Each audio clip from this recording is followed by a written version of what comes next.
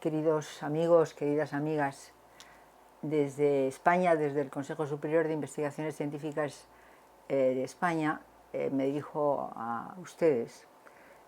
Soy Rocío Fernández Ballesteros, catedrática emérita de la Universidad Autónoma de Madrid y dedicada al tema del envejecimiento desde hace 30 o 30 y tantos años. El tema que nos va a ocupar hoy es envejecimiento activo y estereotipos sobre la vejez, imágenes sobre la vejez, con una pregunta de fondo que es, ¿son una amenaza? Es decir, ¿los estereotipos sobre la vejez pueden ser una amenaza para el envejecimiento activo? Bueno, pues vamos a ir a ello.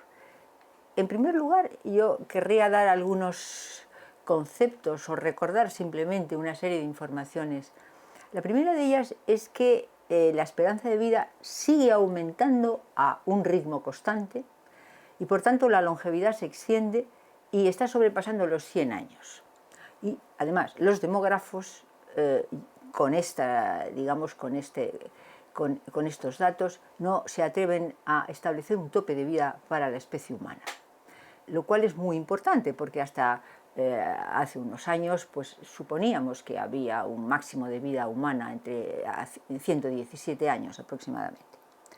Pero fíjense que también algunos científicos, y yo diría y no científicos, especulan sobre, aspectos como que la muerte de la muerte puede ser un hecho, es decir, eliminar la muerte, o que el fin del envejecimiento es posible. Pues bien, yo creo que hay también otras opciones que olvidaba, las opciones sobre la criopreservación, sobre la emigración a otros cuerpos y otras, no me atrevo a decir fantasías, porque uno no puede ponerle límites al futuro. Lo que sí sabemos, y eso está claro, y eso está demostrado a lo largo de los años, es que cada década más personas llegan a edades avanzadas con mejor salud. Y al mismo tiempo los biodemógrafos estiman que las formas de llegar al envejecimiento se deben solo en un 25% a la genética y en un 75% al ambiente. Y cuando hablamos de ambiente, entiéndalo bien, porque creo que es extraordinariamente importante, en ese ambiente está incluida la conducta humana. De forma tal que podríamos decir que tanto la sociedad como el propio individuo son los artífices de ese envejecimiento a nivel individual y a nivel poblacional, y que, por tanto, lo que tendríamos que utilizar es un eslogan que ya utiliza la exhibición o la exposición sobre envejecimiento del Consejo Superior de Investigaciones Científicas, este eslogan que debería ser a envejecer bien, que son 100 años, nada menos y nada más. Pues bien, este sería la introducción que yo les querría presentar. Pero ahora tendríamos que hablar de cuáles son podríamos decir, las bases esenciales para hablar de un envejecimiento activo y de la posibilidad de un envejecimiento activo. Pues bien, en primer lugar, se ha prolongado a ritmo constante desde 1850 la esperanza de vida, se ha incrementado. Y permítanme que les presente una transparencia, espero que la visualicen bien. Aquí vemos el incremento de la esperanza de vida desde 1850 al 2005. ¿Ven ustedes qué extraordinaria, digamos, ecuación de regresión tenemos aquí? Vemos estos dos picos que tenemos aquí, son las dos guerras mundiales, ¿no? Evidentemente esto se refiere a países que los autores Christensen, Boppel y colaboradores llaman países de buenas prácticas. Buenas prácticas entienden aquellos que han llegado a esperanzas de vida más prolongadas, ¿no? Pero fíjese, ¿qué ha ocurrido? O sea, ¿nos podemos imaginar qué ha estado sucediendo desde 1850 hasta la fecha? Yo le recordaría a finales de 1850 el descubrimiento sobre las fiebres puerperales. También hablaríamos de, pues, el descubrimiento sobre las bacterias y miles de descubrimientos humanos y de cambios de educación. Recordemos que en 1850 no había educación obligatoria, mientras que la mayor parte de países, digamos, de altos niveles empiezan con su educación obligatoria a partir de finales del siglo XIX, primeros del XX. Lo que quiero decir es que ha habido cambios sociales, cambios educativos y cambios, por supuesto, biomédicos, que nos han llevado a este incremento de la esperanza de vida y a decir, bueno, en este momento seguimos incrementando la esperanza de vida en torno a 2-3 meses año. Y eso no tenemos ningún dato para pensar que va a cambiar.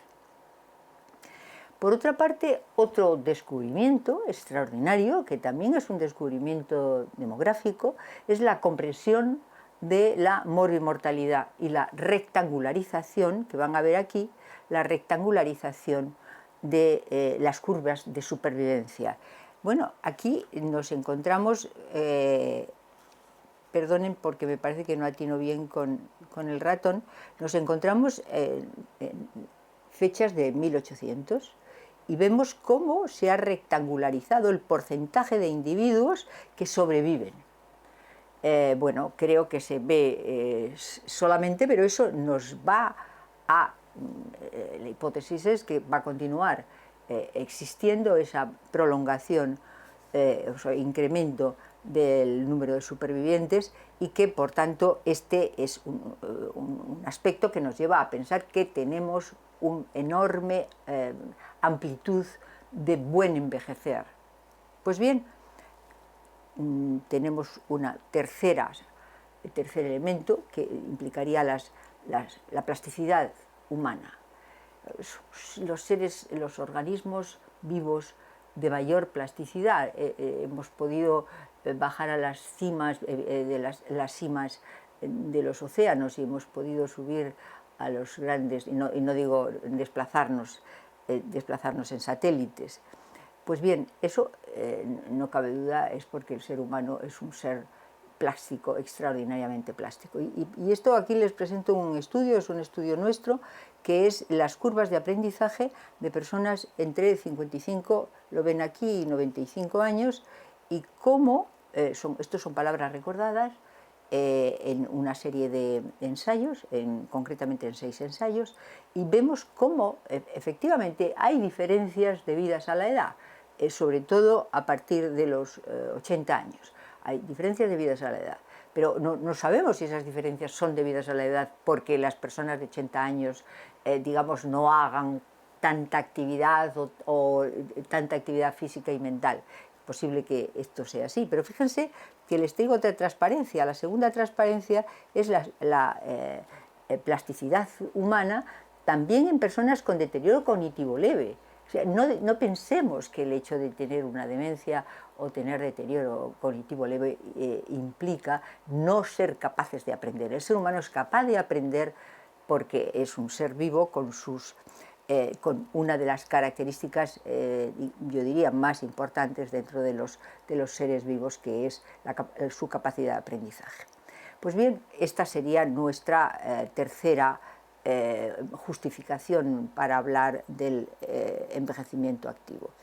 También, cómo no, las diversidades que existen en las formas de envejecer.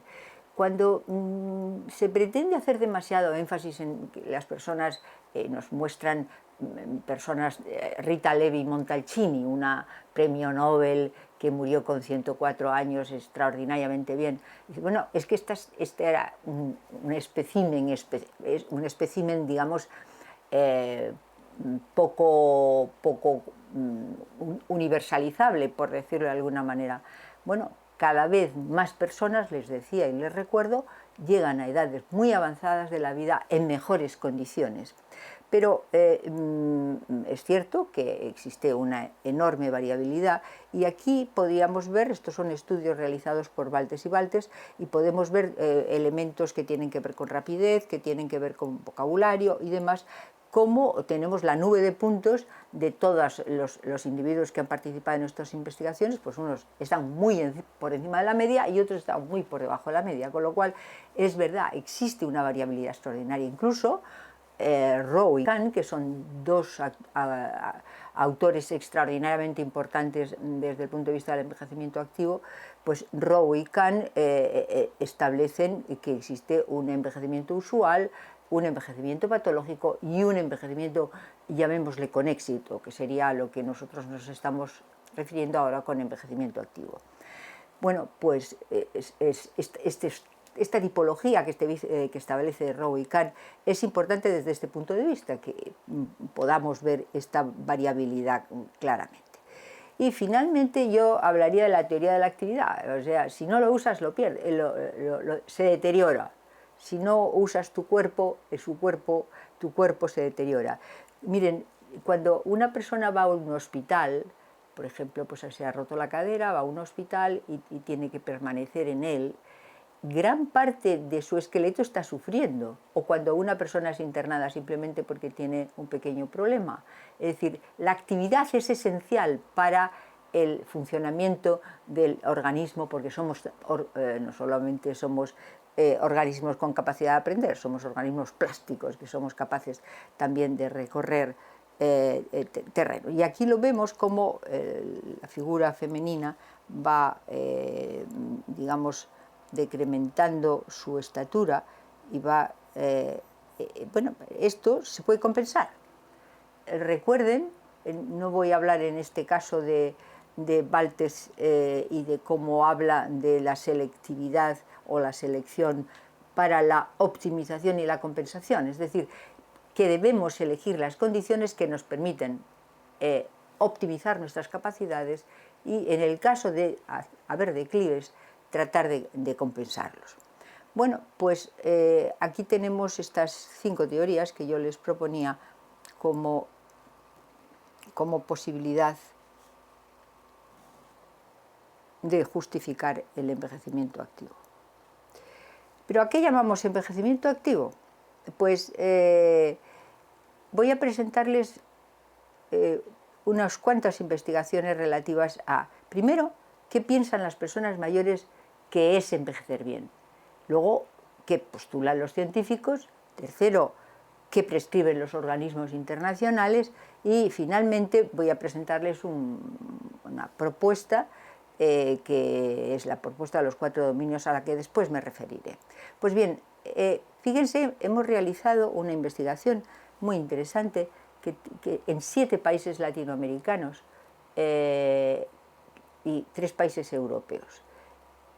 Además, la hemos comparado porque hemos utilizado las mismas herramientas, el mismo cuestionario sobre qué considera usted que es envejecer bien. Esa es la pregunta sencilla que les hemos hecho a todas estas personas. Y además, por otra parte, otros autores lo han realizado también en Estados Unidos y en Japón. Pues bien, podemos perfectamente comprobar que si nos encontramos con que mantenerse con buena salud, sentirse satisfecho con la vida, tener amigos y familia, adaptarse a los cambios de la edad, poder cuidar de sí mismo y mantenerse sin enfermedades crónicas son las condiciones más esenciales para poder hablar de envejecer bien.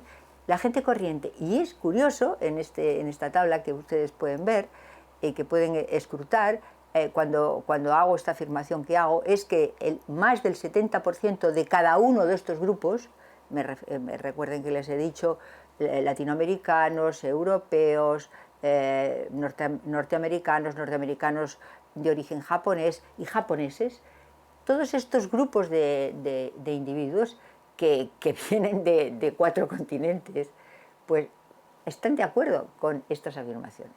Con lo cual, los investigadores, cuando hablan de envejecimiento activo, deben de tener en cuenta que generalmente el envejecimiento activo es coincidente con lo que dice la gente corriente.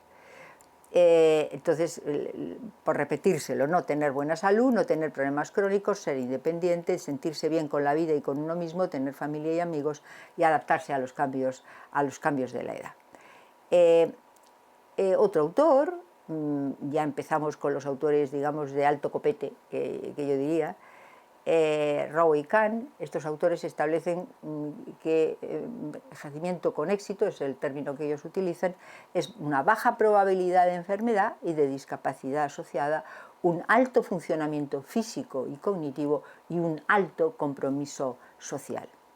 Pues bien, también que lo que postulan los organismos internacionales y, digamos, los organismos internacionales, concretamente la Organización Mundial de la Salud, es el organismo que establece el concepto de envejecimiento activo, y para ellos es el proceso de optimización de las oportunidades de salud y participación y seguridad en orden a mejorar el bienestar y la calidad de vida según se envejece.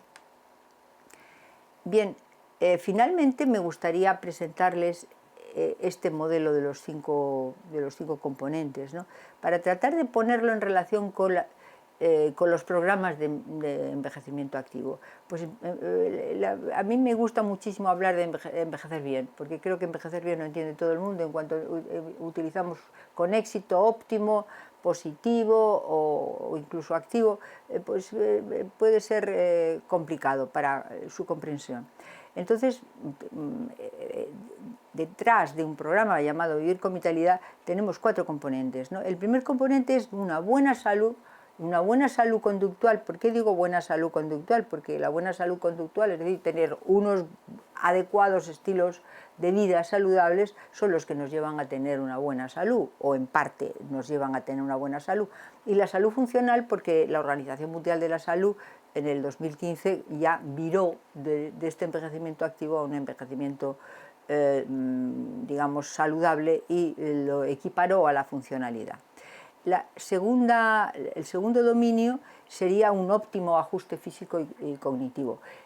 ¿Por qué introducir esta dualidad, lo físico y lo cognitivo? Parece que es tan diverso. Pues miren, todos los estudios que tenemos, digamos, la actividad física influye en la actividad mental, influye en el funcionamiento mental, y por otra parte, curiosamente, la correlación existente entre los aspectos físicos, como por ejemplo por rapidez reflejos, pero también rapidez con un dígito, o incluso velocidad de procesamiento de información. Todo esto está asociado con el funcionamiento cognitivo también, con lo cual, si estás entrenando tu cuerpo, estás entrenando también tu mente. En tercer lugar, algo que no está en los autores que Rowe y Kahn, ¿no? Y tampoco está mencionado sino secundariamente en la OMS, ¿no? Sin embargo, a mí me parece extraordinariamente importante, y está dicho por todos nuestros participantes en este estudio digamos, de una presentación de personas corrientes, ¿no? Que es el afecto. Simplemente el mirar la vida positivamente y, digamos, sentir afecto y tener un balance afectivo positivo es extraordinariamente importante. Es extraordinariamente importante controlar la vida. Recuerden, es una de las frases que expresan más del 70% de todas las muestras. Y finalmente, tener una alta motivación. Y yo añadiría tener una alta motivación para envejecer bien, porque no cabe duda que una persona no motivada no va a hacer las cosas que tendría que hacer para envejecer bien. Y el último dominio sería el de participación social y productividad. Y fíjense que aquí añado productividad porque hay uno de los conceptos utilizados en envejecimiento activo, está la productividad, el que el individuo siga siendo productivo.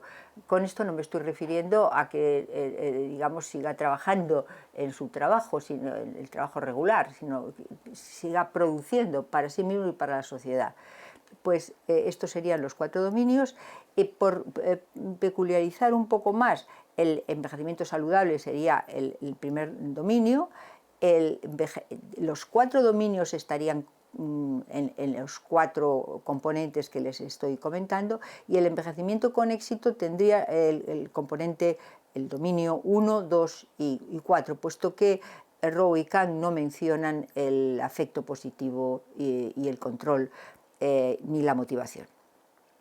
Entonces, ¿qué hacer? Así, muy rápidamente, ¿qué hacer? Bueno, pues para mejorar la salud, por supuesto, estilos de vida saludables, ejercicio físico y cognitivo, afecto positivo, también con autoeficacia y querer, es decir, estar motivado. Y finalmente, implicación, dar y recibir y participar, participar, participar. Pues aquí habríamos terminado con este modelo, pero yo no puedo por menos de decirles, hemos contrastado este modelo a través de ecuaciones estructurales con muestras independientes y con, digamos, medidas independientes. Y hemos encontrado estos 4 dominios en los estudios realizados. Esto lo pueden encontrar en la bibliografía que les facilitamos. Bien, y la última cosa que les querría decir es con qué prevalencia tenemos el envejecimiento activo. ¿Es muy frecuente? ¿Es poco frecuente? ¿Es algo muy insólito? ¿No lo es? Pues mire, depende de cómo lo midamos. ¿Cómo midamos? Y eso es algo curioso porque no les he hablado de cómo medir el envejecimiento activo, pero claramente si utilizamos elementos simples, por ejemplo, no tener ninguna enfermedad, o no requerir ningún tipo de ayuda. Pues mire, el 93%, aquí me estoy refiriendo a datos españoles, el 93% de personas españolas podrían decir que envejecen bien si equiparamos envejecer bien o envejecer activamente a no necesitar ayuda. Si nos referimos a no informar de ninguna enfermedad, pues ahí baja a un 27%. Y así, si vamos incrementando nuevas cosas, la cuestión digamos, se pone mucho más complicada. Si solamente pedimos que la gente esté satisfecha, y por eso me parece que es un elemento importante decirlo, el 80% de los individuos mayores que han participado en nuestros estudios están satisfechos, con lo cual, si consideramos el criterio de envejecimiento activo la satisfacción, pues habría un 80%. Es decir, nuestra sugerencia y lo que estamos haciendo es tratar de hacer, digamos, análisis combinados.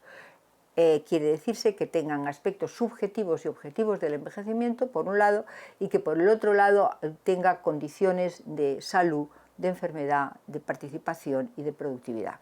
Y ahí nos encontramos que los porcentajes de personas saludables vuelvo a repetir, en España, oscila entre un 41% a un 15%, dependiendo del número de elementos, de ingredientes que introduzcamos para medir esto. Mismos resultados muy parecidos aparecen en DEPI-GESPE, que establece unos rangos digamos, de variabilidad en cuanto a envejecer bien, muy diversos. Pero yo creo que lo importante es alertar. Si queremos evaluar envejecimiento activo y queremos hacer o estudiar prevalencia del envejecimiento activo, debemos ser cuidadosos, utilizar procedimientos tanto objetivos como subjetivos y utilizar múltiples o combinados indicadores.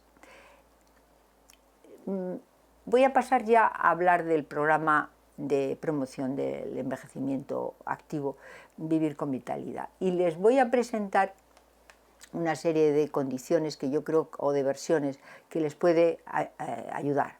A nuestros amigos de Latinoamérica, sin duda, pueden encontrar en estas URLs que les voy a presentar, pueden encontrar una forma digamos, de profundizar en envejecimiento activo, lo mismo que los españoles, por supuesto.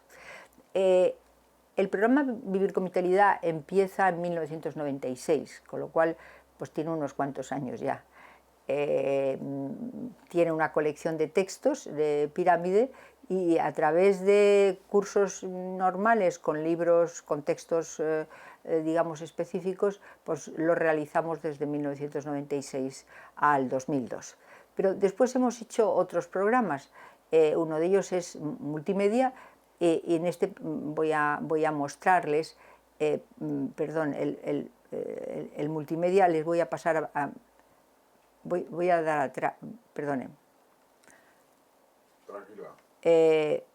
Quería explicarles el programa, perdonen porque esto me está fallando. El programa multimedia es un programa desarrollado con financiación de la Unión Europea tres universidades, la Universidad Ovunque de Roma, la Universidad Heidelberg, por 4 universidades, la Universidad y la Universidad Autónoma de Madrid. Este programa se ha realizado para la Universidad de La Habana, para la UNAM de México y para la Universidad Católica de Chile. Y tenemos un estudio realizado con estas universidades que ha sido extraordinariamente interesante. Y yo se lo digo porque ustedes pueden hacer lo mismo con el material que les vamos a facilitar aquí. Es decir, pueden conveniar con universidades, digamos, amigas y poder desarrollar un programa online que pueden hacerlo perfectamente. Tenemos también el Vivir con Vitalidad Multimedia, que fue desarrollado con cargo a la Unión Europea y que se realizó a través de varias universidades europeas, y que luego les facilitaré la manera de acceder a esos vídeos y a esos materiales multimedia. Tenemos también un PUMI, un programa desarrollado para la Universidad Autónoma de Madrid, la Universidad de La Habana, la Universidad Autónoma de México y la Universidad Católica de Chile. Este programa se hizo en momentos concretos, con lo cual no tengo ningún trazo, pero sin embargo, si están interesados, siempre en toda transparencia está mi correo electrónico, pueden ponerme un correo y yo con mucho gusto les doy información al respecto. Tenemos también en Internet, yo a esto le llamo la tienda del envejecimiento activo, Vivir con Vitalidad. Si se fijan, aquí tenemos todos los elementos potenciales, qué es envejecer, cuide su cuerpo, cuide su mente, siéntase feliz, implíquese con los demás y distintos materiales. Así también aquí pueden encontrar instrumentos. Cada uno de los elementos que, digamos, tiene información respecto a cómo envejecer, tanto el cuerpo como la mente, etc., ahí van a encontrar cómo está usted y el sistema le va a dar un nivel en el que está, y así puede darse cuenta si debe mejorar o es que está de maravilla, que también es probable, y que puede pasar a otro módulo distinto. Bien, simplemente esto es como información. Vamos a pasar ahora a un nuevo formato, que estamos hablando de los formatos, un nuevo formato que es concretamente el OCW, que es un Open Courseware montado por la Universidad Autónoma de Madrid, que les voy a explicar. Corresponde a lo que previamente ven que tenemos aquí, Vivir con Vitalidad, ¿no? Ahí tenemos presentación, la introducción, tenemos ejemplos de Vivir con Vitalidad, tenemos una serie de condiciones, tanto condiciones de audio como condiciones en papel, ¿no? O sea, artículos para leer y pueden bajarse todos estos vídeos y pueden utilizarlos con personas que ustedes quieran trabajar, como expertos, que algunos de ustedes serán profesionales, pueden trabajar con ello. Aquí podemos ver la web del MOOC, del Massive Online Open Course.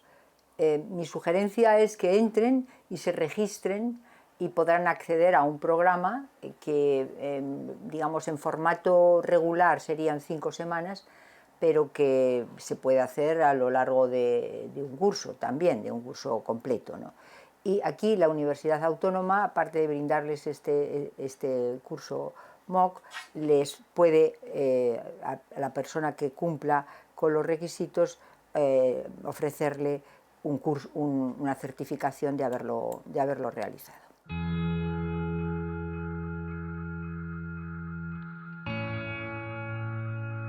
¿Se ha preguntado alguna vez cómo envejecer bien? El ser humano, como cualquier organismo vivo, nace, se desarrolla y muere. Y en ese proceso existen distintas edades de la vida. La infancia y la adolescencia está bastante más ligada al desarrollo y esto es algo bien entendido, pero muy tempranamente empieza un proceso lento de declive de algunos aspectos biológicos y también algunos aspectos psicológicos como es la atención. Pero eso no quiere decir que todo en la vejez sea negativo y que no pueda haber elementos de desarrollo a todo lo largo del ciclo de la vida. La ciencia nos dice que mientras existe un porcentaje muy pequeño de base genética de las formas de envejecer, el 75% de las causas de un envejecimiento saludable o patológico están en nuestra conducta y están en nuestro ambiente. Con lo cual es fácil o de alguna manera uno puede hacer mucho para envejecer bien.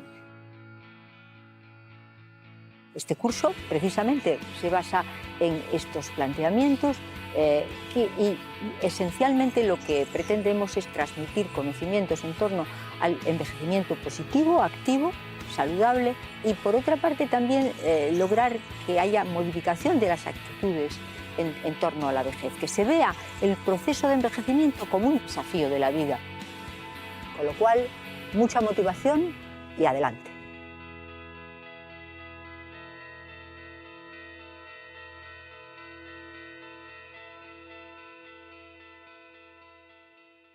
Tenemos 7 estudios valorativos, todo programa, como saben, todo programa debe ser valorado, no podemos hablar de un programa muy bueno o muy malo, tenemos que dar datos sobre ello y nosotros tenemos 7 estudios valorativos realizados y no puedo presentarles ahora los datos pormenorizadamente, numéricamente, pero sí vamos a ver cómo se ha realizado con diseños preexperimentales y cuasi experimentales con grupo de control y también grupos experimentales de distinto formato y luego hemos realizado evaluaciones formativas.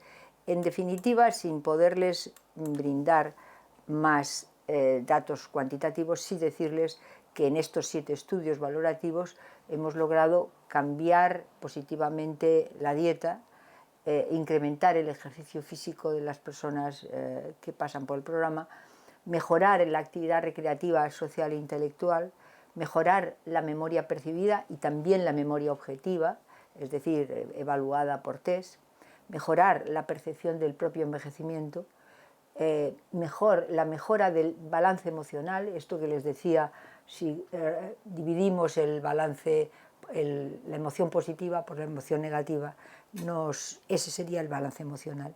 Y finalmente también hemos logrado hacer modificaciones sobre los estereotipos y autoestereotipos. Llegamos a el punto de inflexión. Hasta ahora les he hablado esencialmente de envejecimiento activo y de los programas de envejecimiento activo, pero me tocaría ahora decir cuáles son las amenazas o qué problemas tiene digamos, el envejecimiento activo.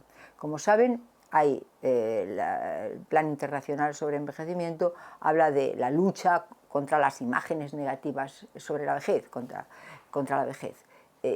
Evidentemente eso es una responsabilidad sociopolítica, pero también es una responsabilidad de nosotros individuos que trabajamos con personas mayores. La importancia enorme que tienen las imágenes en torno a la edad, y las propias imágenes que tienen los individuos. Yo a eso le llamo los yoyas. O sea, cuando una persona empieza a decir yo ya esto no, ojo, mírese usted por qué está diciendo yo ya no, porque a lo mejor resulta que se debe a otra cosa y no se debe a la edad, que es lo que está imaginando, es decir, la atribución a la edad de cualquier tipo de limitación.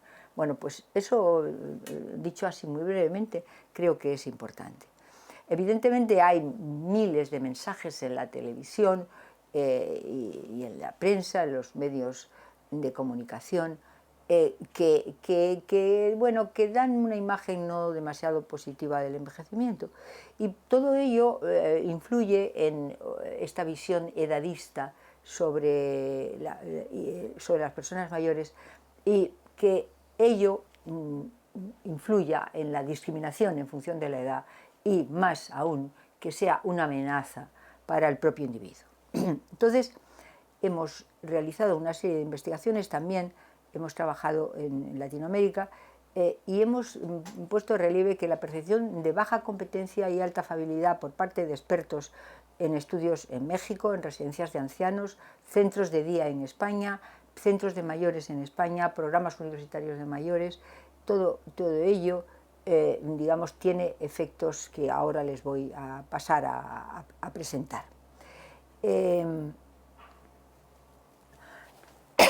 Perdona. Nada, no te preocupes. Ahora, no, es que... No he parado, María. Vale. Bien. Miren, el primer estudio que realizamos, lo realizamos en México, en el estado de Colima. Ahí preguntábamos por en qué medida consideraban que las personas mayores eran competentes y eran afables. Y lo mismo preguntábamos de los jóvenes. O sea, hacíamos dos preguntas a los jóvenes y a los mayores con, digamos, con el mismo formato. Y de ahí dedujimos lo que pueden ver aquí, ¿no? Que la visión de las personas mayores es de alta afabilidad, son muy majos, son tan agradecidos, son encantadores, bien, junto con poco competentes, ¿no? Bien, y lo contrario que los jóvenes, que son percibidos como muy competentes, pero bajos en afabilidad. Esto pasa en todo grupo, lo tienen aquí, las residencias de cuidados, centros de cuidado, centros de mayores. Pero fíjense cómo a los profesores universitarios a los cuales les hemos preguntado esto, resulta que la diferencia entre jóvenes mayores es muchísimo menor, no significativamente menor, es decir, esa diferencia se da también en personas, pero muchos más profesores que trabajan con mayores dicen que los mayores son más competentes que los jóvenes, o en esa dualidad. Aquí tienen datos también sobre estas mismas cuestiones realizados en distinto tipo de centros y ya solamente con las preguntas respecto a competencia y afabilidad por parte de personas mayores. Pero hemos hecho más, ¿no? ¿Qué efectos tiene la visión de baja competencia sobre las personas mayores?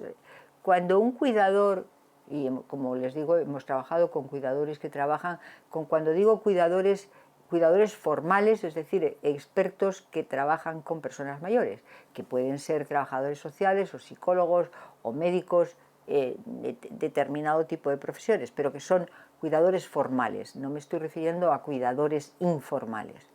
Pues bien, cuando aparece esta percepción de baja competencia, se da generalmente una menor comportamiento de fomento de la independencia por parte de los profesionales con respecto a los mayores. Y aquí lo vemos bastante claramente en este gráfico, ¿no? Es decir, el tipo de cuidado que se da por parte del staff a los residentes es de menos, de menos influencia en su independencia. Se trata de, es decir, en definitiva, de comportarse como si fueran incompetentes, verdaderamente. Es decir, es como una profecía que se autocumple. Es decir, si yo veo que estas personas no son muy competentes, voy a tratarlas como incompetentes. Bien, creo que ese es un elemento importante. Hemos trabajado con programas para fomentar el funcionamiento de autonomía, que es de lo que se trata. Es decir, yo creo que un elemento esencial en este momento en lo que consideramos el cuidado de las personas mayores es el utilizar digamos, la perspectiva de centrado en la propia persona, y la propia persona es una persona que requiere ser tratada como persona y como persona competente. Es decir, no voy a decir que toda persona por el hecho de ser mayor tiene que ser muy competente, pero quiero decir que si tratamos a las personas mayores como incompetentes, se convierten en incompetentes verdaderamente. Aquí ya vamos a pasar a un panorama internacional. Este último estudio, esto es una primicia, no está publicado todavía, ¿no? Hemos tratado de ver si esto ocurre en países europeos. Por la razón siguiente, porque los autores que, digamos, que trabajan con este paradigma, que es el paradigma de la teoría se llama teoría de la competencia, pero del modelo de contenido, este modelo de contenido establece que es universal la visión de las personas mayores como bajas en competencia y altas en afabilidad. Pues bien, esto lo hemos pretendido evaluar en Europa, y concretamente la encuesta social europea tiene preguntas al respecto y hemos evaluado las preguntas en 29 países europeos. Pues bien, de los 29 países europeos, en 27 países se da esta visión.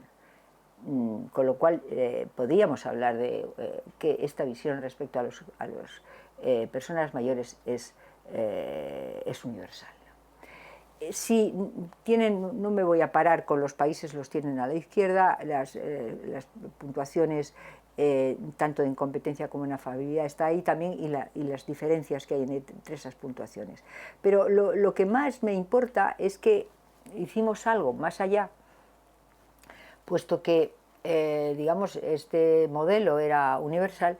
Lo que pretendimos era plantearnos si una visión negativa, es decir, de baja competencia y baja afabilidad, es decir, una visión negativa de las personas mayores, no solamente en uno de los estereotípicos, sino en los dos, que si podríamos encontrarnos algo que pudiera darnos una visión, que la visión negativa tenía influencia sobre determinado tipo de condiciones.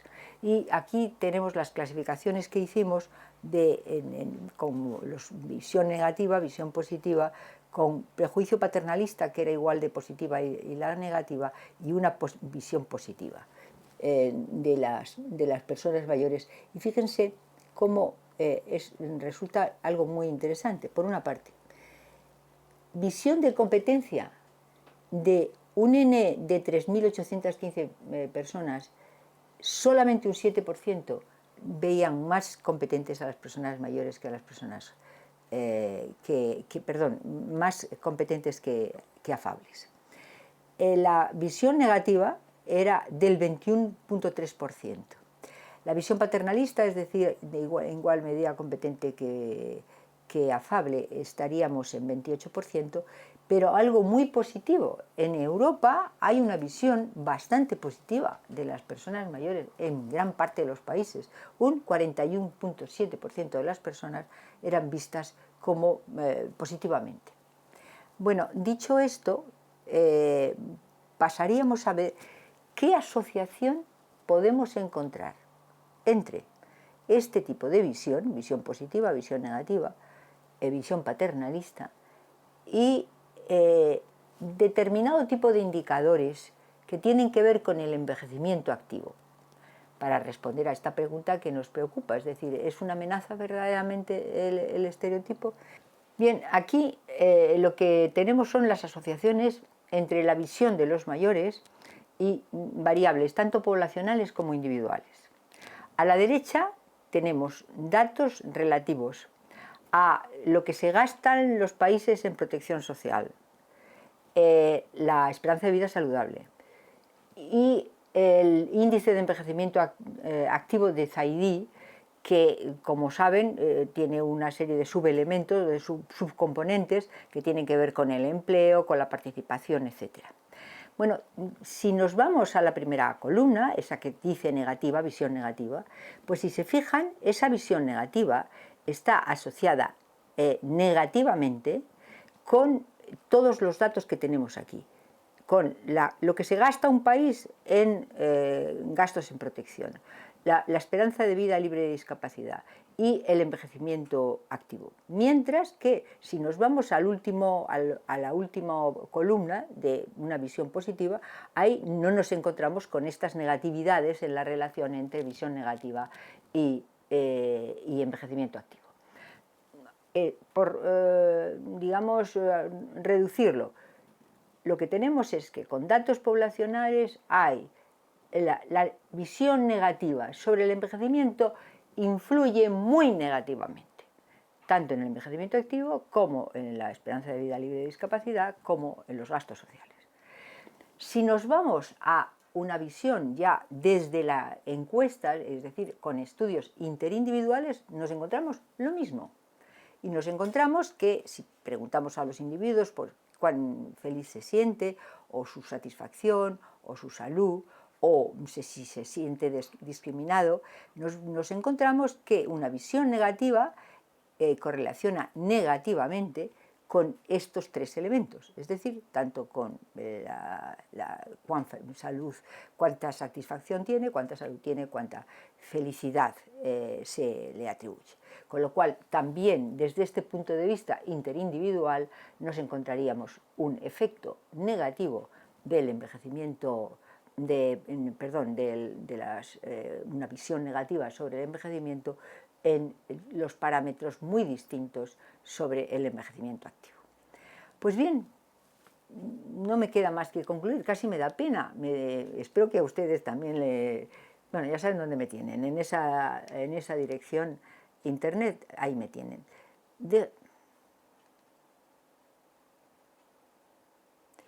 En primer lugar, el envejecimiento activo de la población es el producto del éxito de la humanidad. Fíjense, he tratado de empezar hablando de qué pasaba en 1850 y la cantidad de descubrimientos y de desarrollo humano producido desde 1850. Pero es verdad, es un nuevo reto que tenemos en este momento. En segundo lugar, el envejecimiento activo es un tipo de envejecer. Miren, no ocurre al azar. No nos toca la lotería, no. Son hábitos saludables, es alta actividad física y cognitiva, es una autorregulación emocional adecuada, es implicación social. Todo esto es un producto de la conducta humana y del deseo del ser humano de llegar a mayor bien. El individuo, por tanto, ha de concienciarse de que es un agente en su forma de envejecer.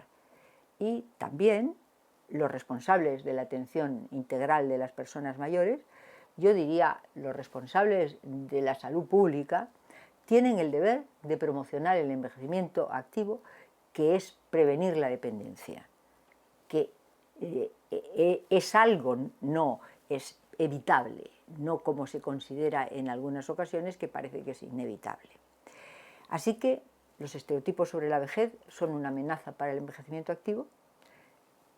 Creo que eso en estos últimos años hemos trabajado mucho sobre ello y se pone de relieve y debemos luchar contra ello y debemos tratar de, digamos, promover una visión positiva del envejecimiento.